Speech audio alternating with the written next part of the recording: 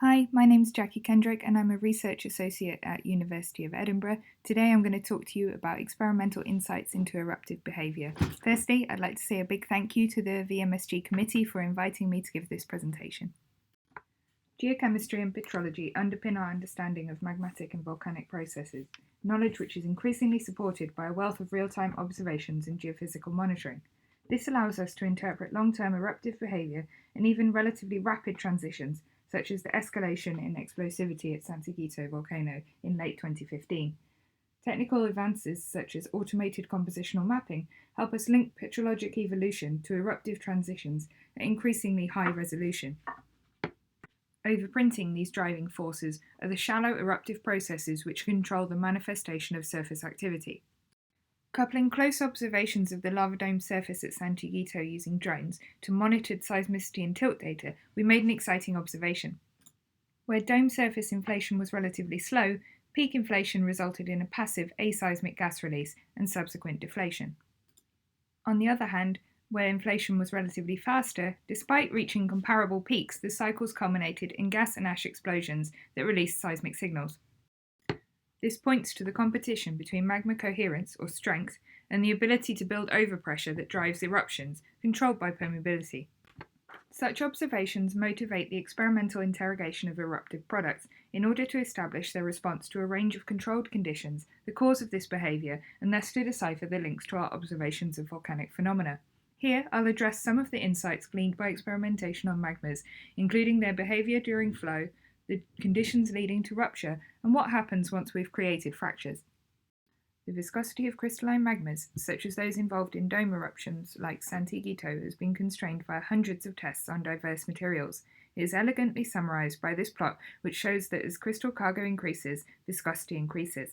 It also shows that viscosity is deformation rate, or strain rate, dependent, especially at higher crystal contents. Increasing strain rate decreases viscosity. In other words, crystalline magmas are shear thinning.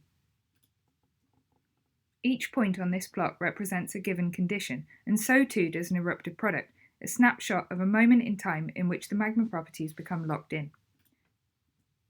But in the volcano, magmas evolve through time. As they flow and deform, they distribute strain, and viscosity can either increase or decrease depending on how the crystals, vesicles, and melt phases rearrange. Recently, we've begun to complement our wealth of experimental data with in-situ tomographic imaging during viscosity measurements. With this view into real deforming magmas, we can track the rearrangement of crystals, the processes of vesiculation and coalescence, and development of fractures that drive our observations of evolving viscosity. Tests like this show how truly dynamic magma is and how quickly its characteristics evolve during deformation, though they also highlight how difficult it is to isolate a single variable. We can complement tests on real complex magmas with synthetic samples made with specifically controlled characteristics, which allows us to track structural and textural changes as a function of each parameter, along with quantified stress conditions. By tracking deformation and relative motions of particles or bubbles, we can even track the distribution of strain within samples and link that to the bulk viscosity that we measure.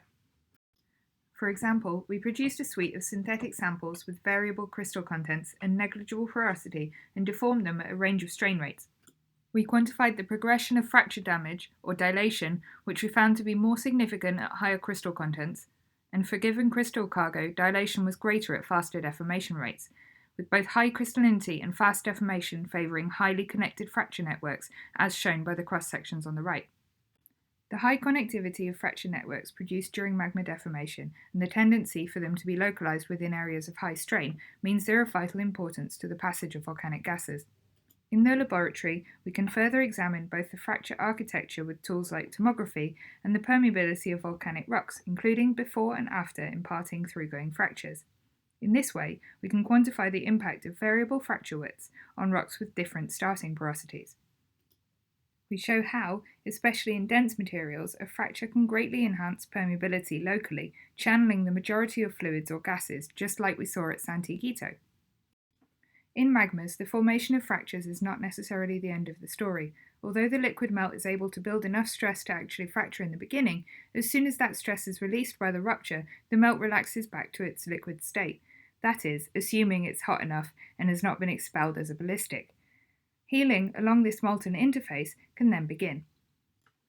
Using experimentation, we can constrain this process, which gradually acts to close the permeable pathway through the fracture and rebuild the strength of the magma. Healing timescale is controlled by the melt viscosity and proceeds via an initial wetting phase and a slower diffusive stage. The inclusion of crystals in the magma or of granular materials along the interface would slow healing, whilst the confinement expected at deeper conditions would likely accelerate it. These experiments provide a first quantification of strength recovery during healing of fractures in magmas of various viscosity. As such, they demonstrate the process by which cyclic magma fracture is possible at open vent volcanoes, where regular period explosions and repetitive seismicity have often been observed. Another action considered commonplace in shallow volcanic conduits following the generation of fractures is the onset of fault slip. Rotary shear experiments simulate slip on a fracture interface by pressing together two cylinders of rock at known stress conditions and then rotating one at set velocity. Here we monitor the temperature increase by frictional heating, the axial shortening caused by wear and later ejection of frictional melt, and the torque or shear stress evolution throughout the experiment. The shear stress tracks the resistance to the imposed slip conditions. At a particular set of conditions, each type of material will respond differently. For example, where frictional heating is sufficient enough to cause melting, the mineralogy of the material will dictate the melting onset. This is called selective melting and is particularly impacted by the low melting temperature minerals such as amphiboles. We see this in the data shown here, where shear stress ramps up at the melting onset. This happens significantly earlier in the amphibole-bearing Soufriere Hills andesite in orange compared to the amphibole-poor dacites and andesites from Santiaguito and Colima.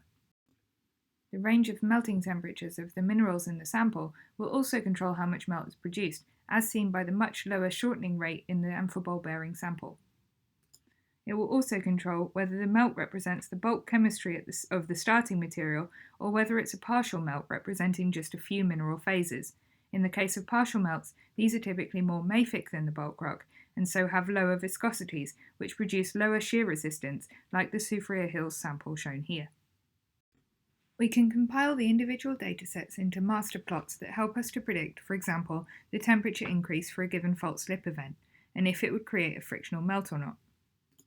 We can also plot shear stress versus normal stress to decipher whether a frictional melt for a particular material would serve to lubricate slip during faulting, in which case it would plot below the Bailey friction zone marked in grey, or whether the melt would be sticky and it would resist slip.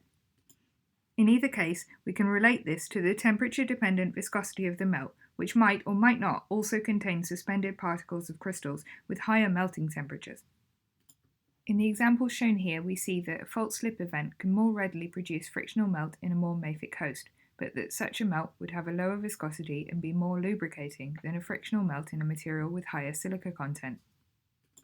At normal stresses of just a few MPa, representative of the shallow conduit, all materials tested melted rapidly, including in as little as 10 cm from room temperature and as little as 1 cm of slip at a starting temperature of 600 degrees, so it's hard to imagine that faulting events common to shallow volcanic conduit settings would not produce frictional melt.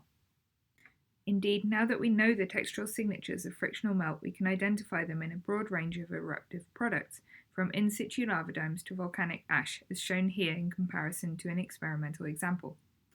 In particular, we see melt filaments and associated vesicles produced by melting of hydrous minerals, as well as distinct crystallization textures with different mineralogical and magnetic fingerprints to the surrounding magmas.